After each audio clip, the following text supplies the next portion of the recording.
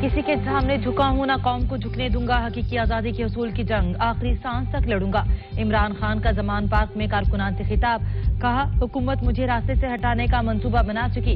कातिलाना हमले के बावजूद हिफाजती इकदाम के बगैर अदालतों के चक्कर लगवाए जा रहे हैं। सूरत हाल पर चीफ जस्टिस को खत लिख कर आगाह करूंगा। ये लोग मुझे पकड़कर ले जाएंगे, आपने रात 10 बजे तक चौकस रहना है। इमरान खान की कारकुनान को हिदायत, कहा जाली हुकूमत के कारिंदे चारों अतराफ मौजूद हैं, आप लोग मेरे जाबाज ख्वात हैं।